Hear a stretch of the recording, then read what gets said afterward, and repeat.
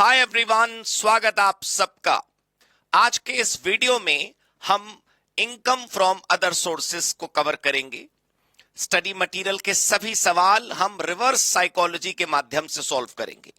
Revision करने का और कवर करने का ये एक अच्छा तरीका है। हम देखेंगे सीधे उन रूल्स को जिन पर सवाल बने हुए हैं और फिर सवाल और उसके जवाब बड़ी आसानी से आपको समझ आ जाएंगे। वैसे तो आपने पढ़ा होगा, बट अगर आपने नहीं भी पढ़ा कुछ तब भी आपसे क्वेश्चन हो जाएंगे। बस ये करिश्माई ताकत आपके अंदर इस वीडियो के बाद आ जाएगी यकीनन। तो दोस्तों, बिना देरी करे हम शुरू करते हैं इनकम फ्रॉम अदर सोर्सेस का हमारा पहला question. We will read the question first, we'll go to the rules and then we'll come back to see the solution. ठीक है, we'll not be solving anything. चलो आइए दोस्तों सवाल देखते हैं। यस, सुंदर डाइड ऑन 31 जुलाई 2025। सुंदर भैया की मृत्यु हो गई। ठीक है, खुशी कह रहे हैं जो क्लास रह गई उसे कैसे लें, ऑफिस की वजह से ले नहीं पाए। कोई बात नहीं, we'll be giving you the recorded backup. अगर आप ये लेक्चर आप नहीं ले पा रहे तो कोई प्रॉब्लम नहीं है। सुंदर died on 31 July 2025 while being in central government service. केंद्र सरकार के कर्मचारी की मृत्यु हो गई है। In terms of rules governing his service, his window Mrs. Sundar is paid a family pension of rupees 10,000 per month and dearness allowance of 40% thereof. तो सुंदर भैया की मृत्यु के बाद मिसेस सुंदर को, भाभी जी को 10,000 रुपए फैमिली पेंशन और 40% डियरनेस अलाउंस मिल रहा है। State whether the amount of family pension is accessible in her hands. क्या फैमिली पेंशन मिसेस सुंदर के हाथों में टैक्सेबल होगी? एंड इफ सो, अगर वो टैक्सेबल होगी, under what head of income? Can she claim any relief और deduction on such receipt? Compute taxable income for the assessment year 26-27 and tax thereon. अभी 3-4 चीजें पूछ लेता है ना तो बच्चों के माइंड में आने लगता है बड़ा भारी सवाल कुछ पूछ लिया उसने। कुछ भारी नहीं है, आप आराम से एक बार इसको ध्यान से देखें। ये टेबल बस इतना सा आंसर है, एमसीक्यू के लायक है ये प्रश्न, 7 नंबर में थोड़ी आएगा। अब देखो, जो भी फैमिली पेंशन हमें प्राप्त होती है, राइट, लीगल हेयर्स को, वो इनकम फ्रॉम अदर सोर्सेज में ही मानी जाती है। उसको आप सैलरी नहीं बोल सकते। पेंशन अगर एम्प्लॉय को खुद को मिलती आफ्टर रिटायरमेंट तो आप उसे सैलरी का हेड मान सकते थे। लेकिन सैलरी जब पेंशन जब लीगल हेयर को प्राप्त होती है तो वो सैलरी कैसे हो सकती है? क्योंकि रिसिपिएंट एम्प्लॉय नहीं है। जब रिसिपिएंट एम्प्लॉय नहीं है तो बस बात खत्म। जो रिसिपिएंट है वो तो कोई और है, तो अदर सोर्सेज हो गया। ठीक है जी, क्लियर हो गई बात। फैमिली पेंशन का मतलब है वो पेंशन जो फैमिली मेंबर्स को मिलती है, जनरली स्पाउस को, विडो या विडोअर को, बच्चों को, या अन्य फैमिली मेंबर्स जो भी एलिजिबल होंगे, राइट। अब मैंने जैसा आपको बताया कि पेंशन अगर एम्प्लॉय को मिलती तो वो सैलरी हो जाती, लेकिन अगर फैमिली पेंशन है जो डेथ के बाद मिली है तो वो आईएफओएस या आईओएस हो जाएगी, income from other sources. Dearness allowance जो है वो भी सैलरी जैसा ही होता था। अगर मान लो एम्प्लॉय जिंदा होता, उसको डियरनेस अलाउंस मिलता, तो दोस्तों याद करो वो सैलरी का पार्ट होता है ना, टैक्सेबल सैलरी का। तो जब यहां पेंशन के समय डियरनेस अलाउंस मिला तो वो भी हमारा टैक्सेबल हो गया। अब हमारे इस क्वेश्चन के अंदर 10,000 रुपए तो बेसिक पेंशन है, इसको बेसिक सैलरी समझ लो, और 40% यानी 10,000 का 40%, 4,000 रुपए वो हमारा डियरनेस अलाउंस है। ये जरा इसको हटा दें, बार बार वो स्टोरेज मंगवा रहा है हमसे।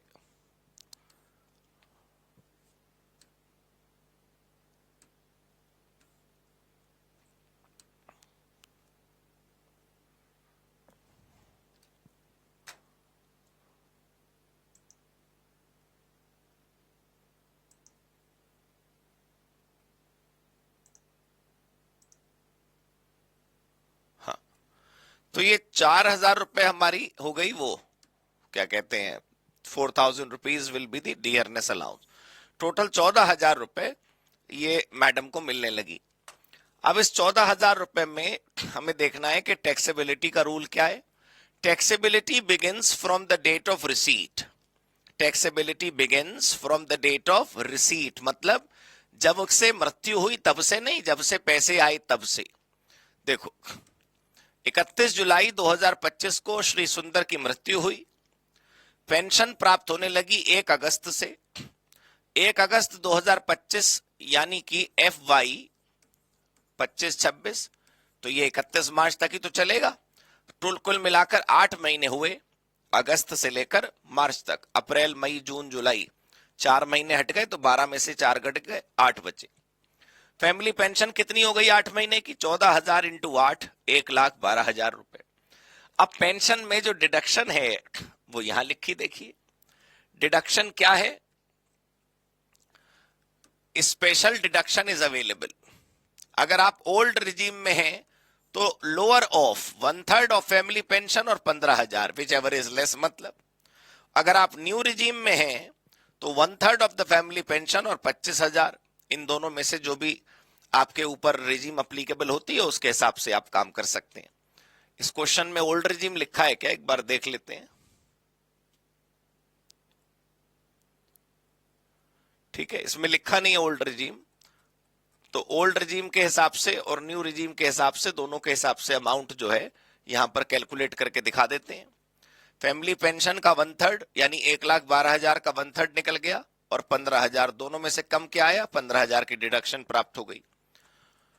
तो 15,000 माइनस कर दीजिए, बस बचा हुआ टैक्सेबल हो गया। अगर न्यू रिजीम में देखें तो फिर 1/3 और 25,000, तो भी 25,000 ही लोअर हुआ। तो जो पेंशन प्राप्त हुई 1,12,000, उसमें से डिडक्शन माइनस कर दीजिए, तो बचा हुआ जो हिस्सा है वो क्या हो गया, टैक्सेबल हो गया। ठीक है, क्लियर हो गई जी बात। तो टैक्सेबल इनकम जो है 97,000 ओल्ड रिजीम में, 87,000 न्यू रिजीम में, बेसिक लिमिट से भी कम है, तो टैक्स लायबिलिटी तो कम, जीरो हो ही गई उनके, टैक्स किस बात का देना है। तो पहले बताओ क्वेश्चन समझ आ गया आप सबको? ये वाला क्वेश्चन पहले आप मुझे बताएं, ये समझ आया कि नहीं, फिर मैं आपको बताता हूं अगला खेल। प्लीज मुझे बताएं। जो बालक लाइव देखते हैं ना, उनको बिल्कुल ऐसे गोली की तरह तेज रिप्लाई करना होता है, टक टक टक टक डन, तभी तो अगला सवाल होगा। आप आंसर नहीं करेंगे कैसे काम होगा। आज की वीडियो में हम इनकम फ्रॉम अदर सोर्सेस के हर सवाल की चर्चा कर पाएंगे दोस्तों। क्वेश्चन ज्यादा नहीं है, आप बस मुस्कुराहट से हाँ करते रहे। अब आप इस क्वेश्चन का आंसर देखेंगे तो बस देखिए, ओल्ड रिजीम और न्यू रिजीम में दोनों में पेंशन का जो अमाउंट है वो टैक्सेबल अमाउंट निकाल के दिखाया गया है, और दोनों में टैक्स हो गया नील। अब जैसे क्या होता है मैं आपको बताऊं, बहुत बार ऐसा देखा गया है, जैसे इस क्वेश्चन वाले ने पूछा कि टैक्स कैलकुलेट करो, और बच्चे के माइंड में कई बार सेलिब्रेशन मिस हो जाते हैं।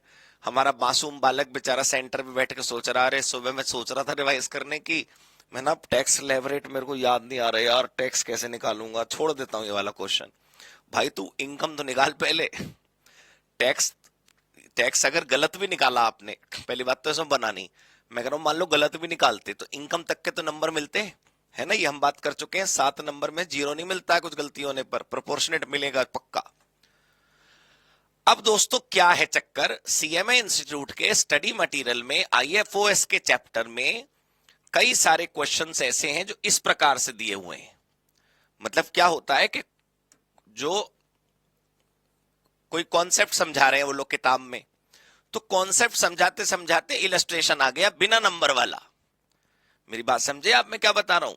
जैसे अभी आप सबने इलस्ट्रेशन नंबर 118 मेरे सामने किया, ये अदर सोर्सेस का पहला सवाल था, तो अदर सोर्सेस का दूसरा सवाल 119 होना चाहिए, नहीं। अदर सोर्सेस का एक कई सवाल ऐसे हैं छोटे छोटे, ठीक है, ट्रीटमेंट के आधार पर समझाते हुए यहां पर गिवन है। तो जरा इसको क्वेश्चन को समझते हैं। एक टॉपिक है कैश गिफ्ट। पहले आप बताएं, पढ़ पा रहे हैं? कैश गिफ्ट समझ आ रहा है ना, रीड कर पा रहे हैं आप? कैश गिफ्ट, मिस्टर आनंद रिसीव्ड कैश गिफ्ट। मिस्टर आनंद होंगे कोई, उनको कैश में गिफ्ट मिला 1 लाख रुपए का। फ्रॉम हिज फ्रेंड मिस्टर लाठी। मिस्टर लाठी से 1 लाख रुपए का गिफ्ट कैश में आनंद को प्राप्त हुआ। कब? 10 अक्टूबर 2025 को। तो समझ नहीं आया, मतलब किस बात का गिफ्ट प्राप्त हुआ, कैसा गिफ्ट, क्या है? मतलब ये तो बहुत बढ़िया तरीका, कोई भी किसी को कुछ भी दे दे। मतलब मैं आपको 1 लाख रुपए कैश में गिफ्ट दे दूं, ठीक है, और मैं ये दिखा दूं सरकार को कि मैंने गिफ्ट में दे दिए, मैं तो पैसे कम हो गए ना, मेरी इनकम कम हो गई। ये क्या बात हुई? ध्यान से देखें आप। तो अब ये 1 लाख रुपए लाठी से प्राप्त हो गए, तो ये 1 लाख रुपए shall be considered as income of mister Anand. Cash gift है तो ये टैक्सेबल होगा। As on 12 November 2025 mister Ajay received cash gift of ₹25,000 each from his 3 friends. 25 25 25 3 लोगों से मिले, 75 मिल गए होंगे। One of them is a non resident, उनमें से एक नॉन रेजिडेंट है। तो अब जरा रूल पढ़ना, क्या लिखा है। Since aggregate amount of gift exceeds ₹50,000, hence entire amount of gift, that is ₹75,000, shall be considered as income of Ajay. अब अगर ये एमसीक्यू में आ जाए तो क्या बुरा है दोस्तों। अदर सोर्सेस को लेकर बड़ा क्वेश्चन एग्जाम में आता ही, आप सब जानते हैं, लेकिन वो बड़ा क्वेश्चन कहां से बनता है? बच्चे कहते हैं स्टडी मैट से पेपर नहीं बनता। स्टडी मैट से कोई एज इट इज काट के थोड़ी चिपकाएंगे पेपर में। हर प्रश्न की एक एक एडजस्टमेंट लेकर एक यूनिक क्वेश्चन बन सकता है। आप देखो तो एक बार पहला पेपर। मैं आपको जरा वो रूल पढ़ के सुनाता हूं जिस पर यह आधारित चीज थी। हाँ जी, देखो टॉपिक था एक्चुअली, जो अभी ऊपर मैंने आपको स्टडी मैट का क्वेश्चन दिखाया ना, वो था कैश गिफ्ट। कैश गिफ्ट किससे? नॉन रिलेटिव से। Money received without consideration from a non relative, money received without consideration is a gift, and if it is received from a non relative it is taxable. कब? If aggregate gifts, aggregate cash gifts during the year, पूरे साल भर मिलाकर अगर 50,000 से अधिक के gift प्राप्त हुए तो फिर एंटायर अमाउंट टैक्सेबल होगा, नॉट मियरली द एक्सेस। यानी अगर 75,000 रुपए का गिफ्ट प्राप्त हुआ तो ऐसा नहीं है कि 50 माइनस कर दिया 25 को पे टैक्स लगेगा, पूरे 75,000 पर टैक्स लगेगा। Complete 75,000 rupees shell be taxable. ठीक है जी। चलो एग्जाम्पल नंबर 1, गिफ्ट फ्रेंड से मिला था 1 लाख रुपए का, तो वो टैक्सेबल हो गया। 25,000 3 दोस्तों से मिले थे और तीनों दोस्तों का मिलाकर 75,000 हो गया, तो इसलिए टैक्सेबल हो गया। आपको याद है उस क्वेश्चन में ऊपर लिखा था कि जो गिफ्ट देने वाले लोग हैं उनमें से एक विदेशी है। अरे तो हम क्या करें, विदेशी पैसे तो आ रहे हैं। सर जो पैसे दे रहा है उसको क्यों देख रहे हो आप सोचो कॉमन सेंस से। अगर आपने अदर सोर्सेस का चैप्टर नहीं पढ़ा, ये मान के चलो कि आपने नहीं पढ़ा, आप जीरो हो, ब्लैंक हो, इसमें ब्लैंक क्या कर लेगा। नॉलेज की आवश्यकता होती है जीवन में, पेपर में स्मार्टनेस चाहिए। देखो आप हो गया नहीं क्वेश्चन। यहां पर वो कह रहे हैं कि डोनर का रेजिडेंशियल स्टेटस से कोई मतलब नहीं है। जो पैसे दे रहा है भाई वो कहीं से दे रहा हो, जिसको मिल रहे हैं उसका देखो ना। ठीक है, तो taxability depends on receiver, donor के स्टेटस से क्या मतलब है। ठीक है, तो टैक्स गलत, तो कॉमन मिस्टेक लोग क्या करेंगे कि 25,000 पे टैक्स लगाएंगे जो एक्स्ट्रा अमाउंट है। नो, करेक्ट ट्रीटमेंट क्या है, पूरे 75,000 पे टैक्स लगेगा। सब बच्चे टाइप करेंगे पार्ट ए डन। ये स्टडी मटेरियल के इलस्ट्रेशन था बिना नंबर वाला, प्रोविजन इलस्ट्रेटेड नाम से। चलो अब दूसरा करते हैं, वापस चलते हैं। अब जमीन जायदाद गिफ्ट करेंगे ना, अभी तो कैश गिफ्ट करा था, प्रॉपर्टी गिफ्ट करवाएंगे। देखना आप, ये देखो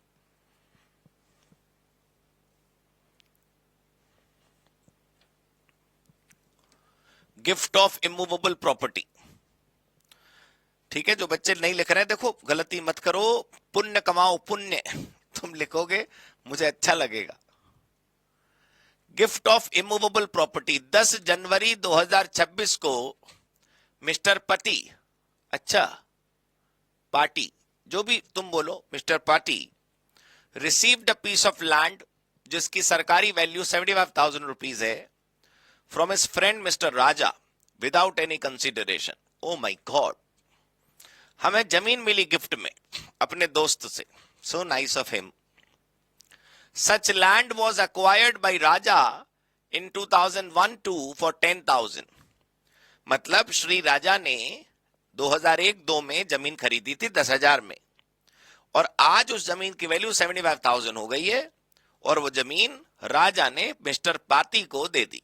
चलो फिर, consequence of such gift in hands of mister पाती। अब इसका रिजल्ट क्या है, मतलब आंसर दिख रहा है सीधे सीधे, देखो। Since stamp duty value of the property exceeds 50,000, so 75,000 shall be considered as income of Mr. Party, right? तो पहले तो आप एक बात बताओ, बात समझ आई कि इमूवेबल प्रॉपर्टी में 50,000 क्रॉस हुआ तो पूरा 75,000 रुपए टैक्सेबल हो गया। मतलब इमूवेबल प्रॉपर्टी की जो कीमत है वो टैक्सेबल इनकम हो गई। By virtue of amended provisions, cost of acquisition of such land in the hands of mister पाती शैल बी ₹75,000, करेक्ट? सपोज, अब देखो आगे, पहले तो आप यहां तक समझ आओ, यहां तक समझ आ गया ना? 75,000 रुपए स्टैंप ड्यूटी वैल्यू है, मुझे वो जमीन मिल गई, उसकी वैल्यू 50,000 से ऊपर है, हाँ जी ऊपर है, तो फिर पूरा 75,000 उसी रूप से टैक्सेबल हो जाएगा जैसे ऊपर कैश टैक्सेबल हुआ था। ये बातें प्लीज, मैं अगर ये बातें हल्की होती तो मैं करवाता ही नहीं। ये बातें ऐसी हैं जो क्रिटिकल हैं, छोटी हैं, और तुम डर के मारे छोड़ जाओगे, इसलिए मैं करवाने आया हूं, छोड़ के मत जाना, ठीक है ना? देखो, suppose as on 3 June 2027 mister Parti sold such land. याद करो, मिस्टर पार्टी को मिली थी 75,000 वाली जमीन मुफ्त में, अब भैया ने वो जमीन आगे सरका दी, अब वो जमीन आगे बेच दी 2 लाख रुपया में। Stamp duty value was 2 lakh rupees. Computation of capital gain in the hands of Mr. Pati. Yes, this question can come in 7 marks. ऐसे 7 नंबर का सवाल बन सकता है। पहले तो अदर सोर्सेस करवा दिया, पार्टी का अदर सोर्सेस हुआ ना पहले तो, क्योंकि हमें गिफ्ट में जमीन मिली तो जमीन की वैल्यू क्या हो गई, इनकम फ्रॉम अदर सोर्सेस। लेकिन अब यहां पर आगे क्या हो रहा है सोचो, हम इस जमीन को आगे बेचेंगे, तो जमीन को जब बेचेंगे तो सेल वैल्यू तो मिल गई, एक्विजिशन कहां है ये देखो जरा।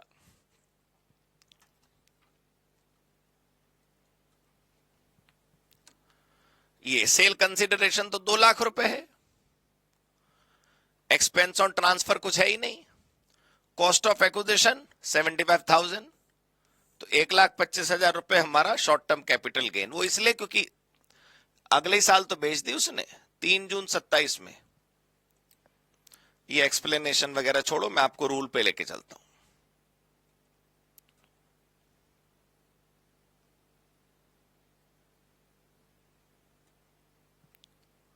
अब ये अगला वाला पार्ट करवाएंगे 10 जुलाई वाला, पहले मैं आपको जमीन वाला रूल दिखाता हूं। हाँ, part B, gift of immovable property, इसका रूल रिवाइज कर लेते हैं। रूल क्या कहता है देखो, immovable property received without consideration from non-relative or stamp duty value is more than 50,000, then the stamp duty value becomes taxable। ठीक है, for example stamp duty value 75,000 थी, हमने पैसे तो दिया नहीं, तो टैक्सेबल इनकम क्या हो गई 75,000। स्टैंप ड्यूटी वैल्यू को किसी से कंपेयर नहीं करना है, फ्री में आई है ना जमीन, तो सेल कंसिडरेशन तो है नहीं, एक्चुअल प्राइस तो कोई है नहीं, तो बस जो स्टैंप ड्यूटी है वही वैल्यू है। Actual cost to donor is irrelevant, obviously dear, भाई हमें जिसने जमीन गिफ्ट में दी उसने कितने में खरीदी थी, अपने को क्या लेना देना। आज हमें प्राप्त हुई, उस दिन 75,000 स्टैंप ड्यूटी वैल्यू है, तो हमें तो 75,000 वर्थ वाली चीज प्राप्त हो गई ना। ठीक है, तो donor acquired land for 10,000, it is not relevant, इससे कोई फर्क ही नहीं पड़ता। देखो कितने प्यारे प्यारे चुटकुले लाया हूं मैं लिखकर आपके लिए, एग्जाम में बिल्कुल ऐसे लिख सकते हैं, सीधे सीधे टू द पॉइंट।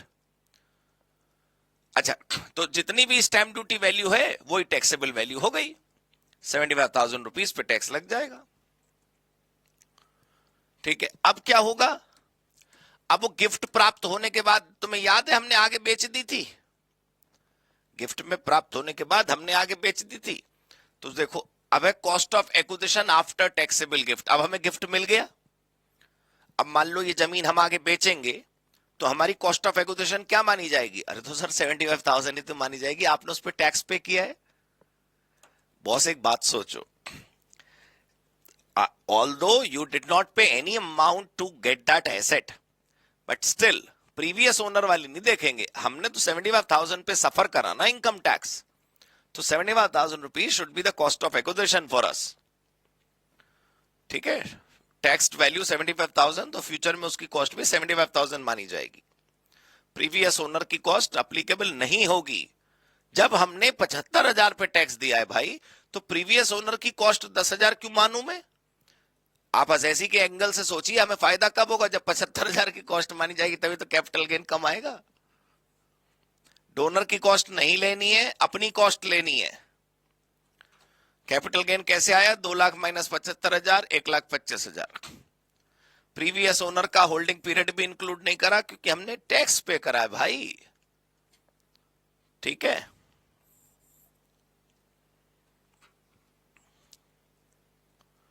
हाँ। अच्छा, अगला अगला अगला हिस्सा, मतलब जो हम अभी क्वेश्चन करा रहे थे उसका पार्ट बी और पार्ट सी हो गया। ठीक है, तो टाइप करें सब लोग, part B C done, part B C done, बल्ले बल्ले टाइप करो, part B C done, part B C done. अभी हम पार्ट डी करेंगे।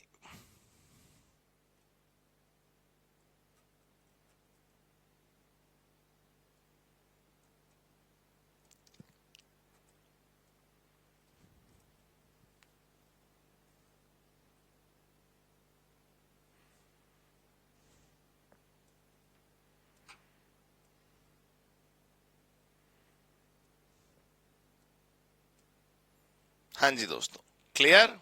सब लोग बिल्कुल एक्टिवली हिस्सेदारी करेंगे क्लास में। 10 जुलाई 2025 को क्या हुआ?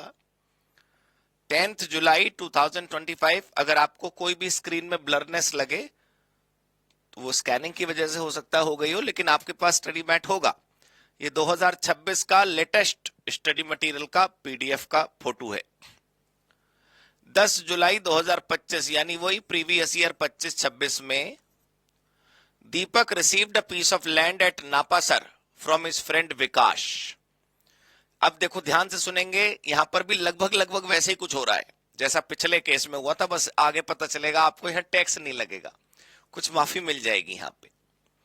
दीपक को जमीन मिली गिफ्ट में, कहां से? अपने फ्रेंड से, विकास से। विकास इज अ डोनर। गिफ्ट करने वाले को गिफ्टर नहीं कहते, गिफ्ट देने वाले को डोनर बोलते हैं।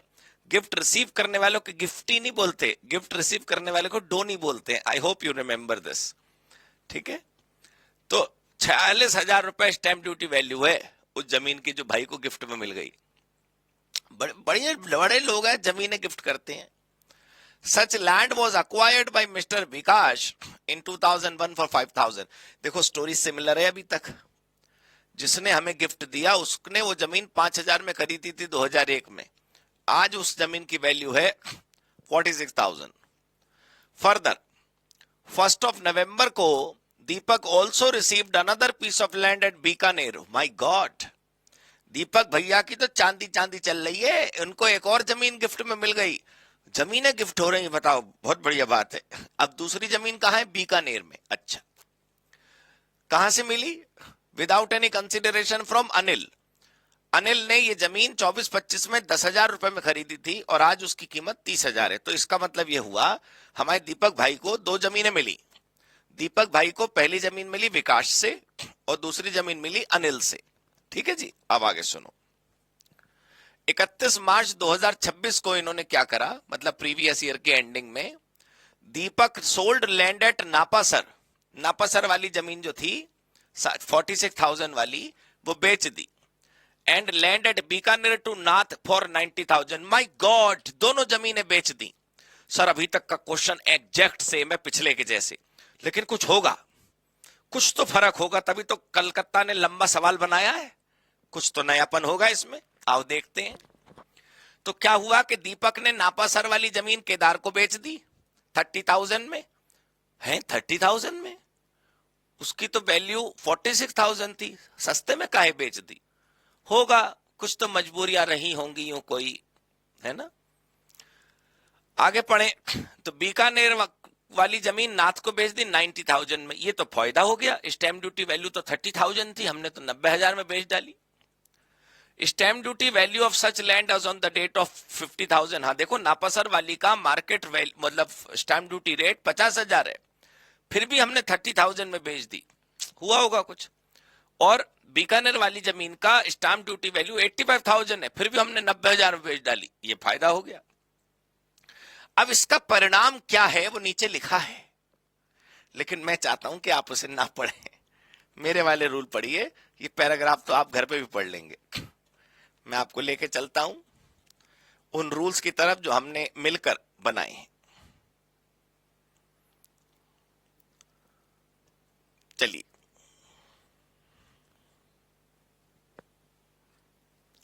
देखो सबसे पहली बात, हमें 46,000 स्टाम्प ड्यूटी वैल्यू वाली जमीन प्राप्त हुई थी, विच इज लेस देन 50,000। तो पहली बात तो जब हमें ये जमीन प्राप्त हुई थी तो हमने टैक्स नहीं पे करा।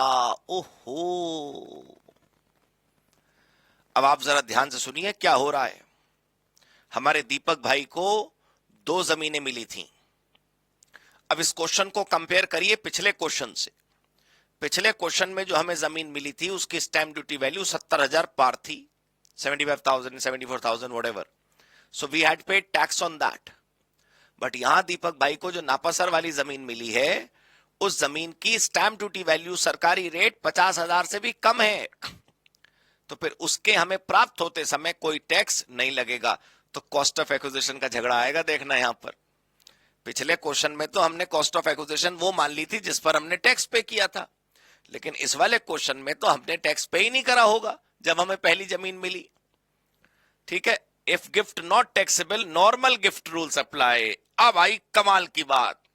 सर मैं ऑनलाइन क्लास में हूं, मैं आप लोगों के चेहरे नहीं देख सकता, लेकिन मैं फील कर सकता हूं कि आप मुस्कुरा रहे होंगे। और अगर आप नहीं मुस्कुरा रहे तो आप मुस्कुराइए, यहां पर आपको सबसे बेहतर पॉइंट मिला है। आज की मुलाकात की बढ़िया कमाई आपने कर ली इस पॉइंट के बाद। सर आप में से किसी ने पूछा नहीं पिछली क्वेश्चन के अंदर, वैसे अच्छी बात है, इसलिए नहीं पूछा होगा कि आपको लगाओ रिवीजन की क्लास है तो चलो ऐसे ही पी जाते हैं। पिछले क्वेश्चन में जमीन गिफ्ट में मिली थी, तो लॉन्ग टर्म या short term capital gain calculate करने के लिए जब जमीन बिक रही थी तो हमने प्रीवियस ओनर का हम हमेशा होल्डिंग पीरियड ऐड करते हैं, यहां पे नहीं करा, क्योंकि सर वो जमीन हमें गिफ्ट में इनहेरिटेंस में फ्री में नहीं मिली थी, उस पर हमने टैक्स पे करा था। लेकिन इस क्वेश्चन में जो ये वाला सवाल है, इस सवाल के अंदर हमें जो जमीन प्राप्त हुई उस पर हमने टैक्स पे नहीं करा, तो फिर प्रीवियस ओनर वाली कॉस्ट, प्रीवियस ओनर वाला होल्डिंग पीरियड, वही वाले रूल सारे लग जाएंगे जो पिछली मुलाकात में कैपिटल गेन में हमने करे होंगे। देखो दोस्तों, अगर गिफ्ट टैक्सेबल नहीं है तो नॉर्मल गिफ्ट रूल लगते हैं। हमारी कॉस्ट ऑफ एक्विजिशन क्या मानी जाएगी, वही प्रीवियस ओनर की कॉस्ट। ठीक है जी, क्लियर हो गई बात, यहां तक समझ आ गया।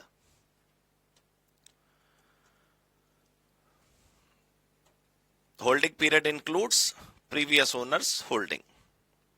ठीक है, अब जब जमीन बिकी तो सेल कंसीडरेशन क्या माना जाएगा, एक्चुअल सेल और स्टैम्प ड्यूटी वैल्यू। तो एक्चुअल में तो हमने 30,000 में बेच दी, लेकिन सरकारी रेट 50,000 है, तो 50,000 माना जाएगा। 50,000 में कैपिटल गेन माइनस कर दो, 45,000 हो गया। ठीक है जी। अब बीकानेर वाली 90,000 में एक्चुअल में बेची, स्टैम्प ड्यूटी वैल्यू 85 है, तो 90,000 उठाया गया और कैपिटल गेन 80,000 माइनस कर दिया गया, मतलब कैपिटल गेन 80,000 हुआ। वो डेटा उस पेज पे था ना, एक बार दोबारा देख लेते हैं।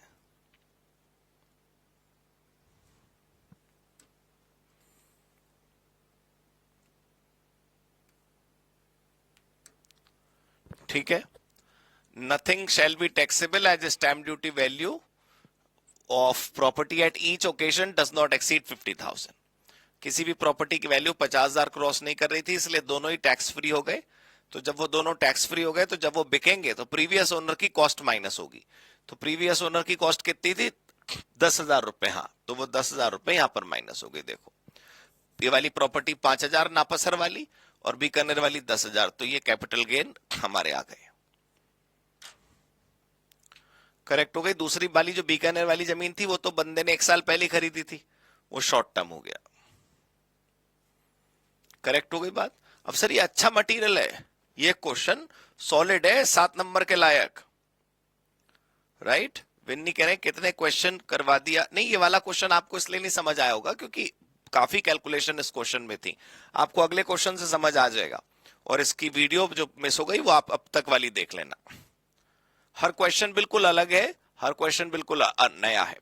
तो पहले बताइए, पार्ट डी क्लियर हुआ? सब लोग टाइप करेंगे part D clear, part D clear, part D clear. Type करें दोस्तों, पार्ट डी क्लियर। अब हम अगले सवाल की तरफ बढ़ते हैं। अब हम आगे का क्वेश्चन करेंगे। सब बालक पार्ट डी क्लियर करेंगे। ये देखो,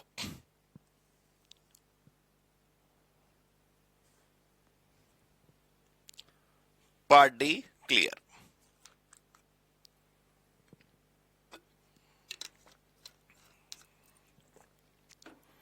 अब यहां पे आपको जमीन प्राप्त होगी महंगी वाली सस्ते में। अब आप ये को यहां पर जमीन कम रुपयों में प्राप्त हो जाएगी, तो फिर उसका टैक्स ट्रीटमेंट कैसे होगा वो देखते हैं। आइए,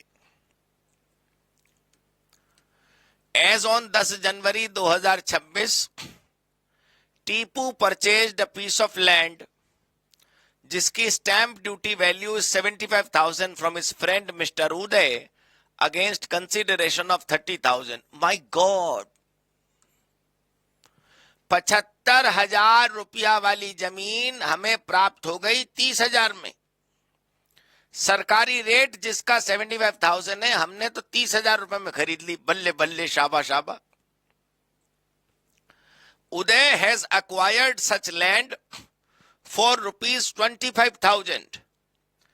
जो हमारा प्रीवियस ओनर है जिससे हमने खरीदी, उसने खरीदी थी 2006-7 में, आज से 20 साल पहले 25,000 रुपए में। बड़ा कम अप्रिसिएशन हुआ।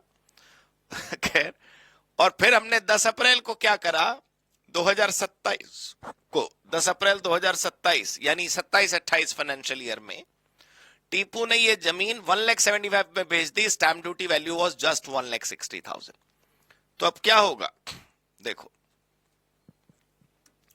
सबसे पहली बात तो आप ये समझिए कि जमीन का गैप कितने का है। मैं रूल पढ़ाता हूं आपको।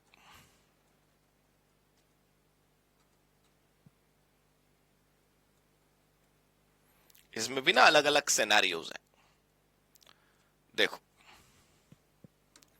इनएडिकेट कंसीडरेशन वाला ये टॉपिक है। हमने इमूवेबल प्रॉपर्टी खरीदी कब? Lower than SDV. तो SDV minus actual consideration, but only if prescribed conditions are satisfied. तो हमने देखो क्या पर टैक्सेबल अमाउंट क्या निकाला, ये stamp duty value minus actual consideration. तो गैप कितना है उतना गिफ्ट समझ लो। भाई एक आदमी बोला कि जा इतने रुपए की जमीन है, तेरे को इतने में दे देता हूं मैं, तो बीच वाला हम समझ लेते हैं कि गिफ्ट में मिल गई हमको। टेस्ट रूल क्या है, थ्रेशोल्ड क्या है एग्जेम्पशन का? नथिंग टैक्सेबल अगर डिफरेंस 50,000 तक है तो। अब 75,000 वाली वैल्यू वाली जमीन 30,000 में मिली तो डिफरेंस कितना है? 45,000। तो 45,000 इज लेस देन और इक्वल टू 50,000। तो बस, तो हमने टैक्स पे नहीं करा। अब जब हमने टैक्स पे नहीं करा तो इसका मतलब हमें जो चीज 30,000 में प्राप्त हो गई उसकी कॉस्ट ऑफ एक्विजिशन 30,000 माने, या मार्केट की स्टैंप ड्यूटी वैल्यू सरकार वाली वैल्यू माने, या प्रीवियस ओनर की माने। हमेशा झगड़ा किस बातों पर होता है? एडजस्टमेंट पर। देखो, जब भी तुम कोई क्वेश्चन करो तो एक तो तुम्हें क्वेश्चन का फ्लो आना चाहिए। पहले ये कैलकुलेट करेंगे, फिर ये कैलकुलेट करेंगे, फिर ये कैलकुलेट करेंगे। और वो कैलकुलेशन कैसे होगी? अब मान लो इसने जमीन बेची है टीपू ने, तो हमें निकालना है असल में कैपिटल गेन। तो जितने में बेची है वो तो हमें पता है, लेकिन जितने में खरीदी है वो वैल्यू रखें, फुल वैल्यू रखें या प्रीवियस ओनर की वैल्यू रखें, वो कॉस्ट कैसे आएगी वो देखो। Actual purchase price 30,000 will remain the cost. तो अब this is not a gift, तो प्रीवियस ओनर का पीरियड ऐड नहीं होगा। तो हमने जिस दिन वो खरीदी 10 जनवरी 2026, वहां से हम पीरियड ऑफ होल्डिंग काउंट करेंगे। तो फिर तो सिंपल है, जितने में बेची माइनस जितने में खरीदी। सेल प्राइस देखो 1,75,000, स्टैम्प ड्यूटी वैल्यू 1,60,000, दोनों में से हायर कौन है? 1,75,000, उसमें से 30,000 माइनस कर दिए, 1,45 आ गया। कितना सिंपल है देखो। This was not a case of gift, this was a case of इनएडिक्वेट consideration. यहां पर कंसीडरेशन था लेकिन कम कंसीडरेशन था। क्लियर हो गई जी बात? सर ये अच्छे सवाल हैं, बस इनमें इंस्टीट्यूट की किताब में अगर आप इलस्ट्रेशन नंबर के हिसाब से देखोगे, नंबर नहीं है उसमें, ये ऐसे बिना नंबर के इलस्ट्रेशन है, तो हमें क्या करना है नंबर से? कितना प्यारा क्वेश्चन था, देखो हो गया हमसे। सब बच्चे टाइप करेंगे डन। क्लियर हो गई बात? अगला क्वेश्चन करते हैं हम, वापस चलते हैं दोस्तों और अगले सवाल पर आते हैं।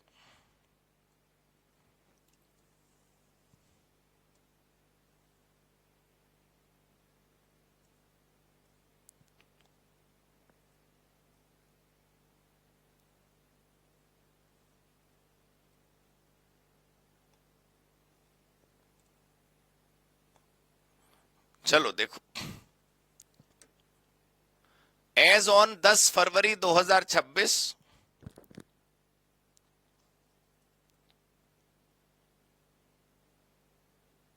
नहीं 75,000 नहीं लेनी, हमें जितने में हमने खरीदा बस उतने में लेनी है। 10 फरवरी 2026 Mundra services private limited purchased a piece of land जिसकी स्टैम्प ड्यूटी वैल्यू 7,50,000 रुपीज है from one of his friend Meeta of the director against consideration of 3,90,000। तो अब जरा सोचिए कि 3,90,000 रुपए में 3,90,000 रुपए में हमारी कंपनी ने जमीन खरीदी, ठीक है, जिसकी स्टैम्प ड्यूटी वैल्यू 7,50,000 है। तो ये तो हमारी कंपनी ने खरीदी।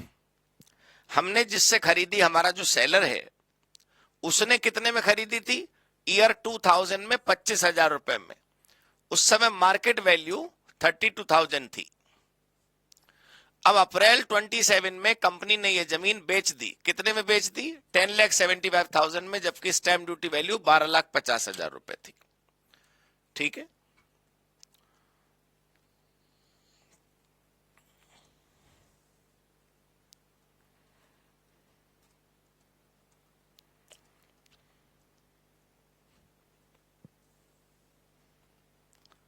अब जरा देखें, इस प्रश्न के अंदर वही हुआ जो पिछले क्वेश्चन में हुआ था कि स्टैम्प ड्यूटी वैल्यू ज्यादा है और हमें कम में मिल गई वो एसेट। तो जरा आप चेक करिए कि कितना गैप है। स्टैम्प ड्यूटी वैल्यू 7,50,000 थी, लेकिन हमें 3,90,000 में मिल गई। डिफरेंस 3,60,000 है और डिफरेंस 50,000 रुपए से ज्यादा है। तो जो डिफरेंस है वो टैक्सेबल हो गया।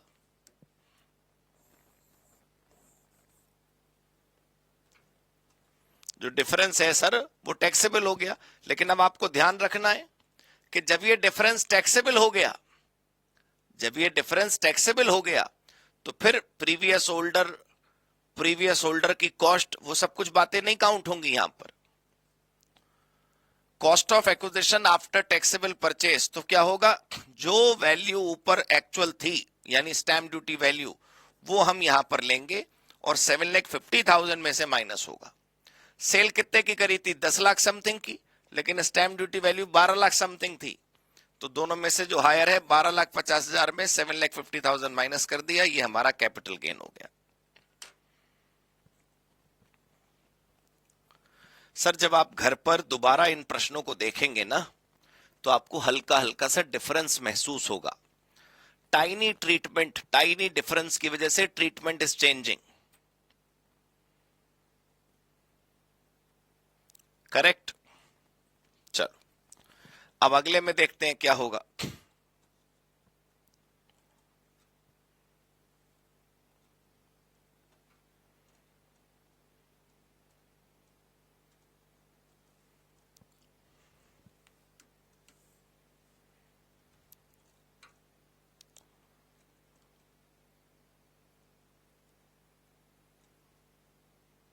हमारे ये वाले तक तो हो गया ना क्वेश्चन।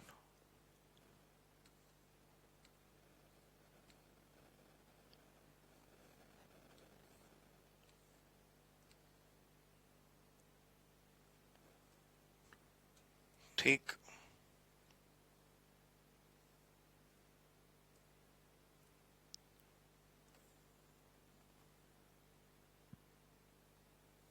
चलिए 10 अक्टूबर 2025, 10 अक्टूबर 2025 को Suresh purchased a piece of land from his friend Anuj, जिसकी स्टैम्प ड्यूटी वैल्यू 46,000 है, हमें वो प्राप्त हो गया 30,000 में। अब आप देखो, आधी स्टोरी आपको लगभग लगभग एक जैसी लगेगी सब जगह, बस ये आप यहां क्लास में करने के बाद घर पर एक बार जरूर रिलैक्स होकर अकेले बैठकर समझ लीजिएगा, तो कोई क्वेश्चन गलत नहीं होगा आपसे। Suresh purchased a piece of land from his friend Anuj, 46,000 वाला जमीन प्लॉट हमें 30,000 में खरीद लिया हमने। फिर 1 नवंबर को, एक महीने बाद, ही ऑल्सो परचेज्ड हाउस प्रॉपर्टी जिसकी स्टैम्प ड्यूटी वैल्यू 1.5 लाख है, और जैसे 1 लाख में खरीद ली। Further, as on 1 January 2026 is another friend Jitu give him house property without any consideration. बहुत बढ़िया, भैया को 3 चीजें प्राप्त हो गई। एक जमीन कम पैसों में, एक मकान कम पैसों में, और एक तीसरा क्या, हाउस प्रॉपर्टी फ्री में बिना कंसीडरेशन के। ठीक है, और जीतू ने 5,000 में वो खरीदी थी। Consequences in hands of Suresh, Suresh is a buyer actually, receiver. तो पहले तो आप ध्यान से समझें कि पहली क्या थी, 46 वाली 30 में मिली, तो गैप बताओ कितने का है, 16,000 का। 50,000 क्रॉस नहीं हो रहा तो टैक्स नहीं लगा। दूसरा, 1,50,000 माइनस 1,50,000 का गैप है, लेकिन 50,000 क्रॉस नहीं हो रहा, नो टैक्स। और तीसरे में जो गिफ्ट है जिसकी स्टैम्प ड्यूटी वैल्यू है 35,000, वो भी वो 50,000 क्रॉस नहीं हो रहा, तो ये तीनों ही चीजें हमारे लिए एग्जेम्प्ट रहेंगी। ठीक है, अब मैं उसमें अपने वाले आंसर में दिखाता हूं, इनका वाला आप बाद में खुद पढ़ लेना, मैं अपनी कैलकुलेशन आपको दिखाता हूं।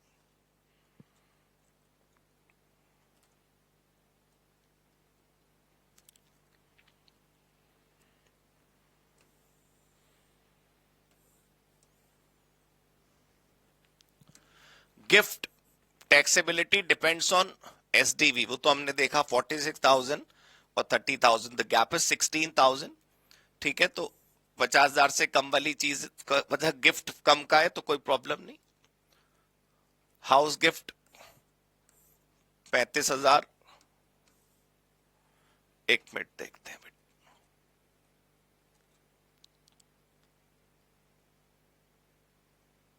46,000, हाँ 35,000 फ्री वाला गिफ्ट जो था। ठीक है, तो बस वो इसलिए उस पर कोई टैक्स नहीं लगा। राइट, बिल्कुल ठीक है, मतलब बिल्कुल एग्जैक्ट सिमिलर सिनेरियो है, तो वो सेम आंसर में 2 लाइन में ओवर हो गया। चलिए, ठीक है, देखो हमने पहले वाले में 46,000 में कोई टैक्स पे नहीं करा, दूसरा 1 लाख वाले में भी कोई टैक्स पे नहीं करा, और तीसरे वाले में भी कोई टैक्स पे नहीं करा। जब हम इसको बेचेंगे, अगर कल को बेचते हैं, तो जब हम बेचेंगे तो हमारी कॉस्ट ऑफ एक्विजिशन पहले वाले की आएगी 30,000, ठीक, दूसरे वाले की 1 लाख रुपीस, और तीसरे वाले की प्रीवियस ओनर की कॉस्ट 5,000, क्योंकि वो गिफ्ट है। अब हम अगला क्वेश्चन देखते हैं। सोनम,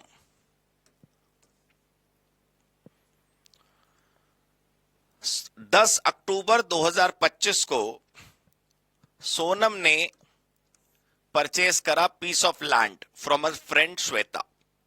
बिल्कुल सिमिलर सरकमस्टांस है दोस्तों, जिसकी स्टैम्प ड्यूटी वैल्यू 12,54,000 है और हमने वो 12 लाख में ले लिया। अब यहां पर देखना जो वो है डिफरेंस है, वो डिफरेंस यहां पर आ ही रहा है। Consequences in the hands of Sonam, the difference between actual consideration and stamp duty value does not exceed 10% of. अब ये नया चीज आप सीख रहे हैं, दोनों में जो गैप है वो 50,000 से ज्यादा है, right. Stamp duty value difference जो है एक्चुअल कंसीडरेशन में और स्टैम्प ड्यूटी वैल्यू में वो 50,000 से ज्यादा है, तो हमारा दिल करेगा उस पर टैक्स लगाने का। लेकिन दूसरा रूल देखें, since the difference between actual consideration and stamp duty value does not exceed 10% of actual consideration, यानी एक्चुअल कंसीडरेशन कितना है 12 लाख, उसका 10% हुआ 1,20,000। तो सरकार कह रही है चल यार 10% सकाई तो ऊपर नीचे है, 50,000 वाले रूल को भूलकर ये समझ लेते हैं। तो इसका मतलब आपको एग्जाम के लिए दोनों बातें समझनी है कि अगर 50,000 से कम है तो ठीक है ही।